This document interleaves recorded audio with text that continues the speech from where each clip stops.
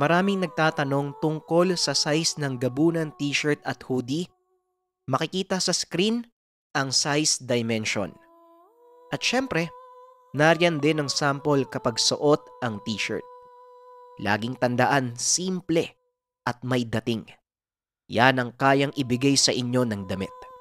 At nga pala, iniimbitahan ko kayong lahat sa unang meet and greet plus selling ng merch sa February 24, 7 p.m, Mall of Asia, Seaside sa May Fountain. Kita-kits tayo doon at kung gusto nyong magpa-reserve ng damit na dadalhin sa February 24, message lang kayo sa FB page natin, nariyan ang link sa comment section. Pero para naman sa mga gustong sa bahay nila dumiretso ang damit, nariyan din ang link ng Shopee account natin. Maraming salamat. Kita-kits tayo sa February 24, Mall of Asia Seaside sa May Fountain, 7 p.m.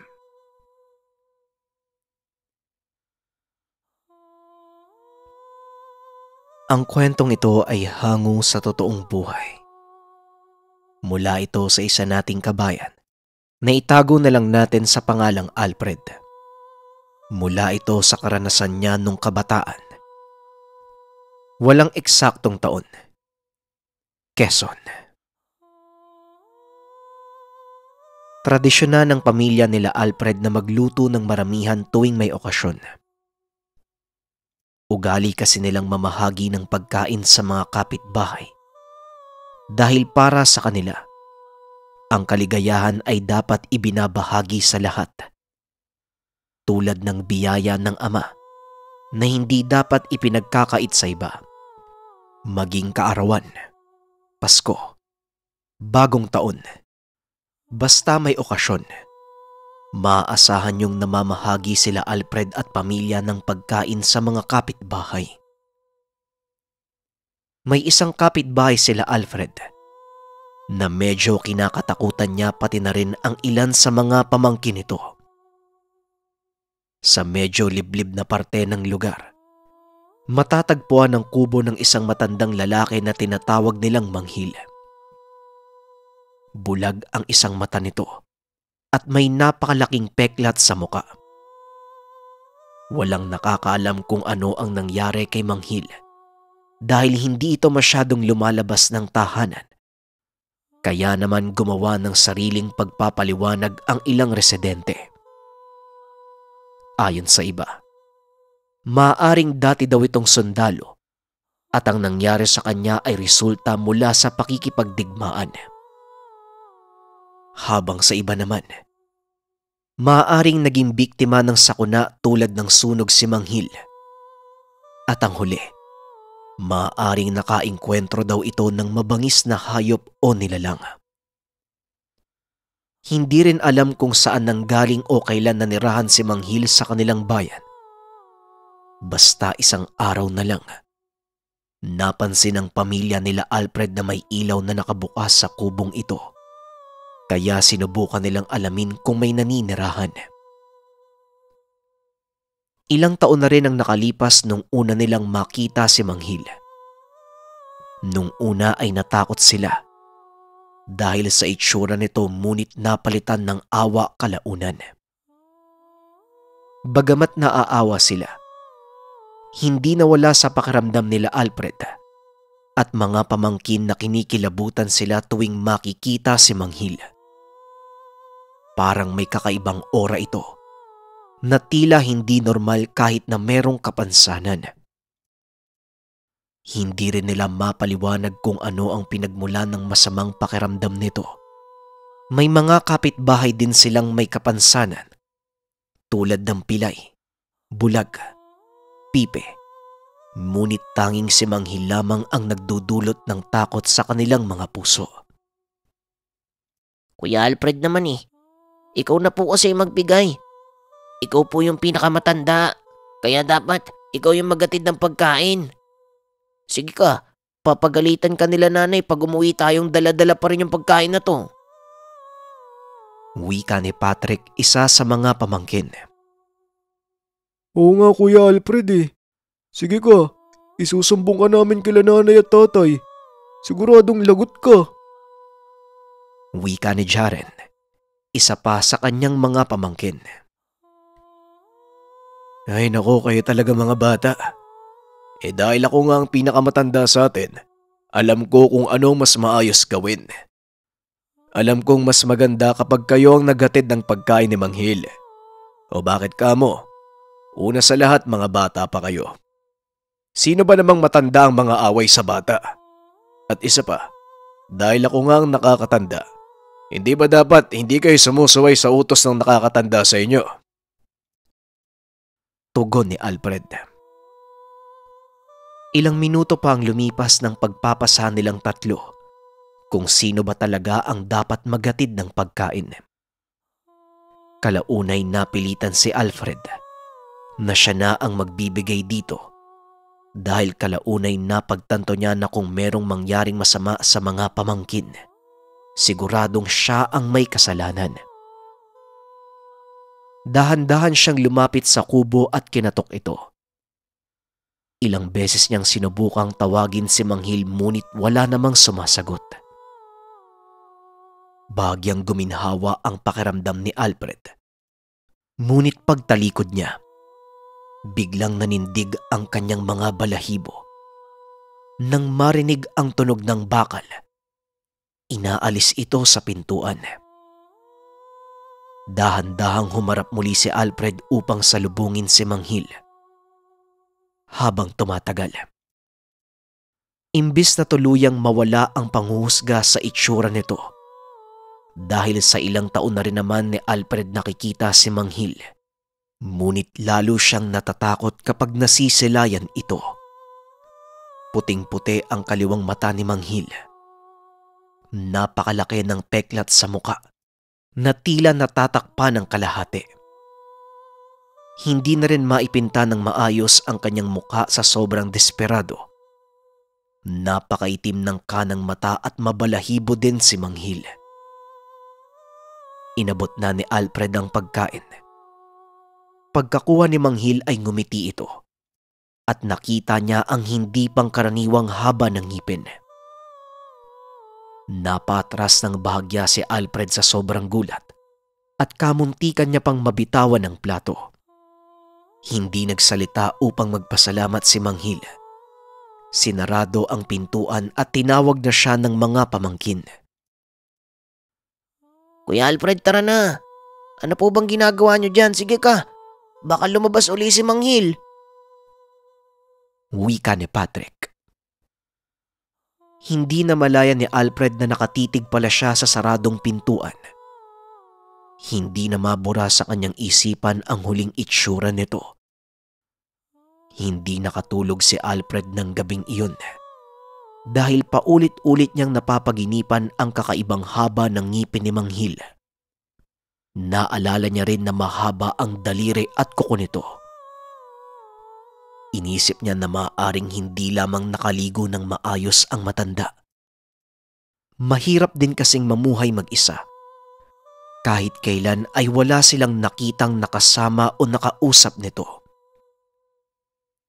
3:00 ng madaling araw. Paikot-ikot sa higaan si Alfred ngunit hindi pa rin siya makatulog. Hindi niya na sinubukan pang matulog kaya pumunta na lamang siya sa balkonahe upang magpahinga. Makalipas ang ilang minuto, paunti-unting nakatulog si Alfred. Pagod din kasi siya buong araw kakaasikaso sa mga bisita at pagkain. Kusang bumigay ang kanyang katawan. Babalik na sana siya sa higaan. Ngunit biglang kinilabutan si Alfred sa hindi malamang dahilan. Napatingin siya sa baba ng balkonahe. Nakarinig siya ng ingay. Nakita niyang merong kumakalkal ng kanilang basurahan na nasa tapat ng kanilang tahanan. Kinalat ng kung anuman ang kanilang basurahan. Kaya naman tinawag ni Alfred ang atensyon nito. Ilang beses itong tinawag ni Alfred. Ngunit hindi ito tumigil sa pagkakalat. Kaya naman napilitan siyang bumaba upang kumprontahin ito. Pagbaba niya ay tinawag niya muli ito at tuluyan na siyang nagalit dahil hindi pa rin tumitigil. Nung lalapitan niya na, bigla siyang napatigil at namutla. Kagad naisip ni Alfred ng mga panong iyon na maaring aswang ang nasa harapan. Malaki ang itsura, maitim ang pangangatawan at mga balahibo. Nang dahil sa takot ay kaagad niyang sinarado ang pintuan. Dali-dali siyang tumakbo paitaas upang matulog. Nagtalukbong siya ng kumot hanggang sa tuluyan ng nahimbing. Nagising na lamang siya. Kinabukasan pagtawag ng ina. Aba Alfred, anong ginagawa mo dyan anak? Ay nako, hindi magandang matulog sa sahig iho. Dali-daling tumayo si Alfred at tinignan ang nakakalat na basura sa labas. Nakita niya ang basurerong winawalis ang kanilang tapat. Paulit-ulit nagpaumanhin si Alfred sa kalat.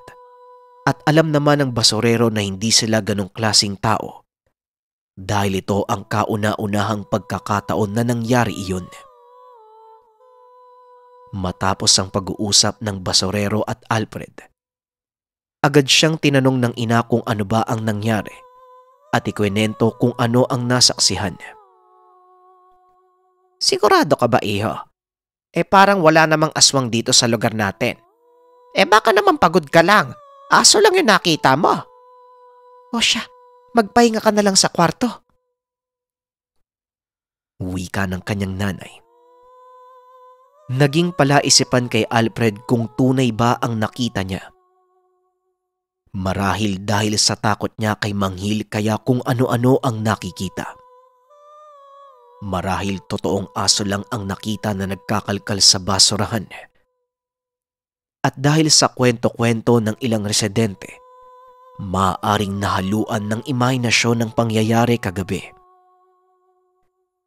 Bagamat wala namang nangyaring masama pagkatapos ng inkwentro, hinding-hindi pa rin malilimutan ni Alfred ang nakita niya ng panahong iyon dahil ramdam na ramdam niya ang buong kaganapan.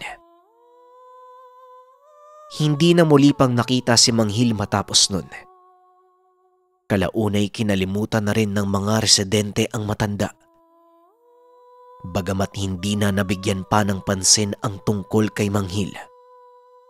Sa tuwing naaalala niya ang matanda, hindi makalimutan ni Alfred ang puting mata ni Manghil at ang balahibo nito sa muka. Ang susunod na kwento mula sa ating kabayan na itago na lang natin sa pangalang Jerry. Mula ito sa karanasan niya ng kabataan. Hindi man maalala ni Jerry ang pangalan ng lugar. Pero tandan-tanda niya kung ano ang nangyari. At hanggang sa ngayon, hindi nila matukoy kung ano ang umatake sa kanyang kaibigan. Sabik ang kaklase noong Agosto 7 ng taon na iyon. Meron silang mayamang kaklase na binayaran ang kanilang field trip upang masigurado na lahat sila ay makakasali. Lubos ang pasasalamat ng klase kay Dan dahil napakabait nito. Isa na si Jerry sa nagpapasalamat kay Dan dahil alam nito na mahirap lamang ang pamilya niya. Kaya hindi sana siya makakadalo sa paglalakbay. At dahil alam ni Dan na hindi lang si Jerry ang may ganong sitwasyon, sinigurado na lamang ng kaklase na lahat sila ay makakadalo. Sumakay na ang mga estudyante bit-bit ang mga bagahe sa bus kasama ang guro, driver, pati na rin ang mga tagagabay. Masayang nag-usap ang bawat isa at kumuha ng larawan sa mga tanawing kanilang dinadaanan. Makalipas ang ilang oras ay nakarating sila sa zoo. Binati sila ng isang tauhan ng lugar at ipinakita kung saan ilalagay ang kanilang mga gamit habang sila ay pinapasyal sa malaking palahayupan. Iba't ibang klasing hayop ang kanilang nakita. May leon, tigre, unggoy. Iba't ibang klase ng mga ibon at insekto at marami pang iba. May ilan sa atraksyon na pwedeng pumasok sa mismong hawla ng hayop, bagay na ikinatuwa at takot ng mga bata. Gustong-gusto ni Dan na makita ang buhaya doon sa lugar. Ngunit wika ng tagagabay ay hindi nila ito maaaring makita dahil hindi maganda ang kalagayan ng hayop. Bagamat mabait naman si Dan, meron itong pagkamatigas ng ulo, lalo na't nasanay siyang nakukuha ang kanyang gusto. Habang kumakain ng klase, niyaya ni Dan si Jerry na puntahan nila ang buhaya. Bagaman nag-aalinlangan si Jerry ay pinayuhan niyang sundin na lamang ang sabi ng tagagabay. Kahit papano ay nakaramdam ng hiya at utang na loob si Jerry sa kaibigan. Kaya naman kahit labag sa kalooban, sinamahan ni Jerry si Dan upang puntahan ang buhaya. Sigurado ka bang alam mo kung nasan yung buhaya? At teka, paano pala kapag nakita tayo nila kuya? Yung nagbabantay baka magalit yun. Wika ni Jerry. Ano ka ba naman, Jerry? Hindi yan. Hindi naman tayo magpapahuli. Sisilipin ko lang yung buhaya. Alam mo namang paborito kong hayop yun kaya nga gusto kong sumama tayong lahat eh. Pagpapaliwanag ni Dan. Sinamahan na lamang niya ang kaibigan. Makalipas ang ilang minuto, napansin ni Jerry na tila naliligaw na sila. Paikot-ikot na kasi ang lugar. Ngunit kada liko nila ay hindi na nagiging pamilyar ang kapaligiran. Sinabihan ni Jerry ang kaibigan na bumalik na sila bago pa tuluyang maligaw. Naalala din niya ang paalala ng tagagabay. Wala pa daw harang ang kagubatang katabi ng palahayupan. Palagi itong sinisira ng kung anong hayop. Kaya naman ipapasemento na nila ito. Ngunit sa ngayon ay wala pang harang. Hindi alam ng dalawang bata ng mga panahong iyon. Nalagpasan na pala nila ang hangganan ng palahayupan. Patuloy pa rin sila sa paglalakad dahil nagbabakasakali si Dan. Natama ang kanyang nilikuan at makikita rin niya ang buhaya. Lumipas pa ang ilang minuto at napapansin na ni Jerry na medyo dumidilim na ang kapaligiran. Pagkatingin niya sa relo, malapit ng maghapon. Kaya kinumbinsi niyang bumalik na sila ng kaibigan. Matapos ang ilang pag-uusap ay napapayag niya si Dan. Sinubukan nilang bumalik kung saan sila humakbang. Nagkamali ata sila ng pili ng daanan. Dahil imbis na makauwi sila ay lalo pa silang naligaw. Kalaunay napagod na ng tuluyan ang dalawang bata. Hindi rin nila alam ang daan. At hindi mapigilan ni Dan na umiyak sa takot. Hindi napigilan ni Jerry mapaiyak dahil kahit sino naman siguro matatakot sa kanilang sitwasyon, lalo na't bata pa sila nang nangyari ito. Napagpasya ng dalawa na ipagpatuloy ang paghahanap ng paraan upang makabalik. Pinunasan ang kanilang mga luha at muling naglakad. Habang tumatagal ay mas nahihirapan sila makakita ng daanan.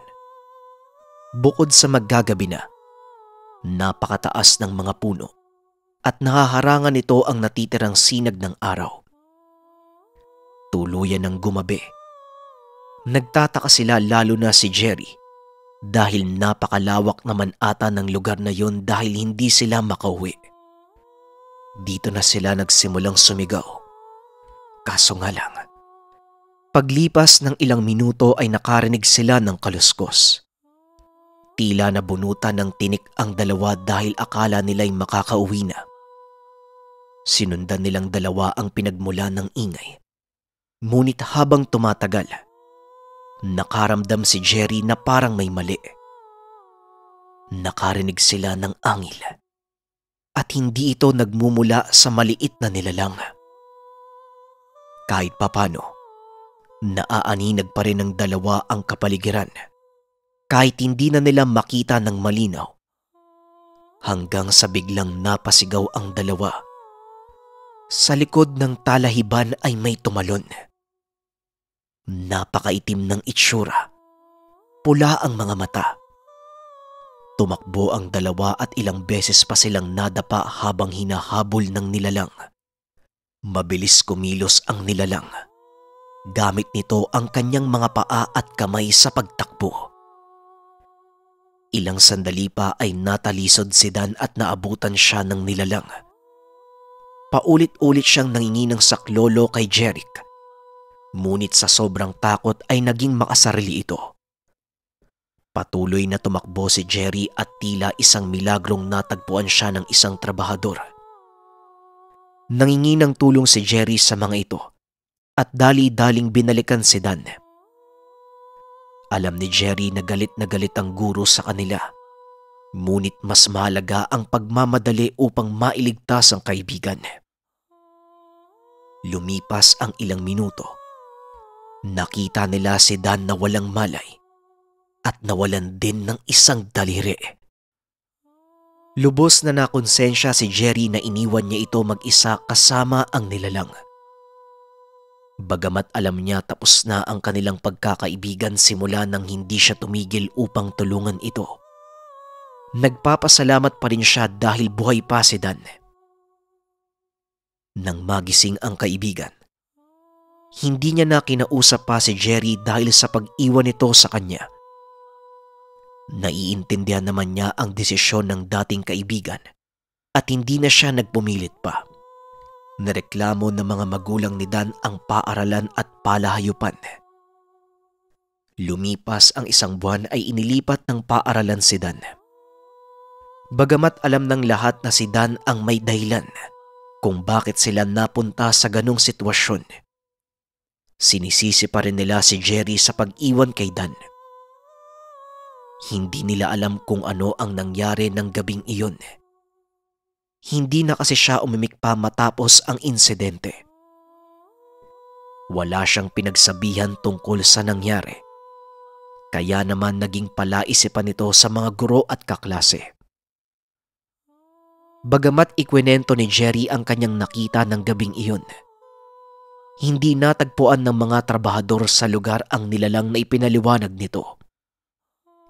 Kaya naman, naisip nila na maaaring pumasok ito sa kulungan ng buhaya at gumawa na lamang sila ng dahilan upang hindi mapagalitan. Mabilis na lumipas ang panahon, ngunit nilalamon pa rin ng konsensya si Jerry. Bagamat nanghingi man siya ng tulong noon, ang pag-iwan niya kay Dan ang hindi niya matanggap. Sana man lang ay tinulungan niyang makabangon muli ito upang sabay silang makaalis sa lugar. Tumatak ang pangyayari sa kanyang isipan na huwag mang iiwan ng kaibigan. Isang araw nabigyan ng pagkakataong mapuntahan uli ang palayupan.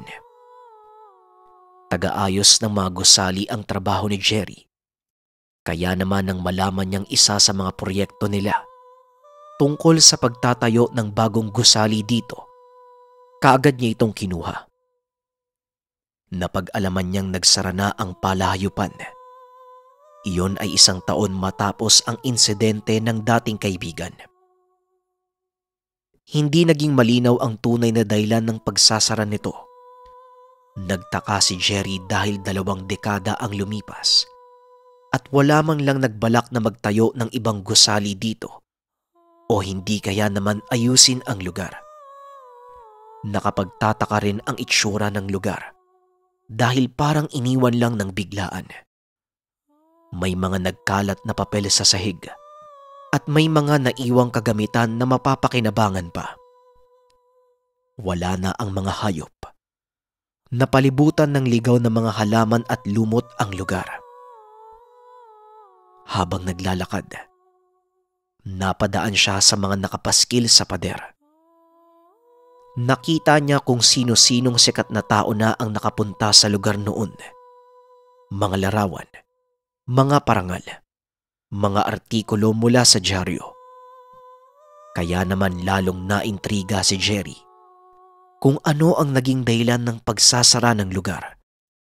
Tuluyan nilang naayos at napagpatayuan ng bagong gusali ang lugar makalipas ang 1 buwan. Kung saan-saan nagtanong si Jerry kung ano ang nangyari. Ngunit hanggang sa ngayon, hindi niya malaman ng dahilan kung bakit nagsara ang palahayupan.